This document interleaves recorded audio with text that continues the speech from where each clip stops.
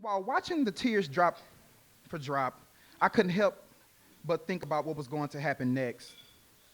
Just a few hours prior, the neighborhood grocery store had been robbed and the thieves were still at large. My teammates and I had just came from football practice, and we thought it would be a good idea to grab some Gatorades to replenish our thirst. As soon as we took a step towards the intersection of the street, we were soon met with sirens and police shouting to stop and put our hands up. Initially, I thought they were talking to someone else, but all eyes were on us. In a state of shock, one of the officers approached me and asked me, where were we coming from?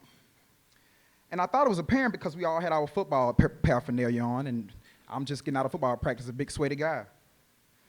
After going through the questioning process, we were soon met by our head coach, in which he demanded that we be released and that this was a huge mistake. He exclaimed that it was impossible for us to be involved because we had just finished football practice.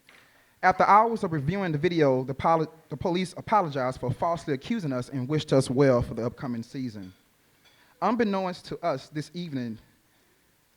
that evening would not only change our perception of law enforcement, but the world around us.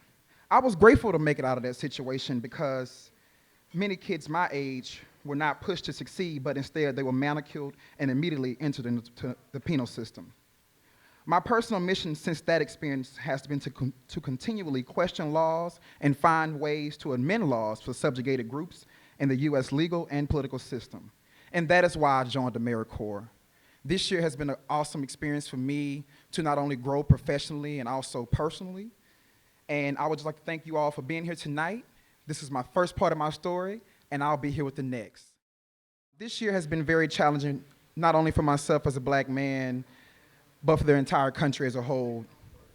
With the recent encounters with law enforcement, I began to do some self-reflection and decided to inspire young men of color to not allow society and their current situation to deter their goals.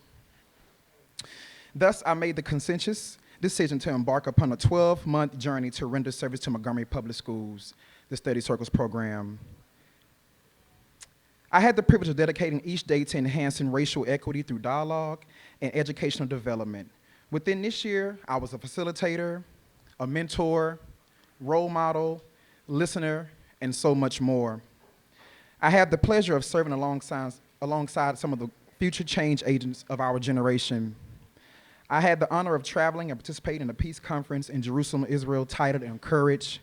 This experience within itself opened my eyes to the global community and the universal call for peace and encouragement that we need today.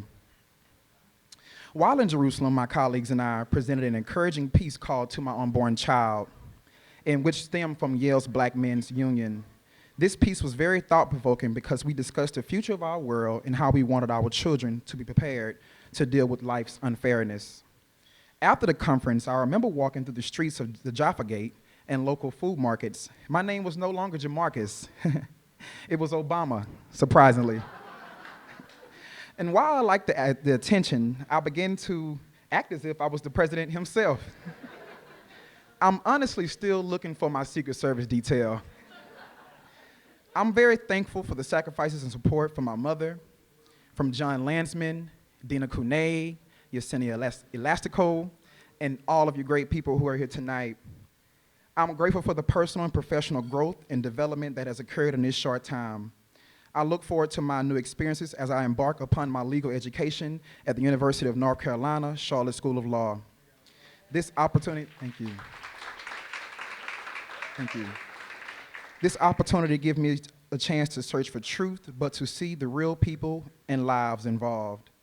And while I do not know which side of the table I may counsel in the courtroom, or if I even been sitting in the courtroom at all, I do know that the drawing of this story and serving people will never fade me.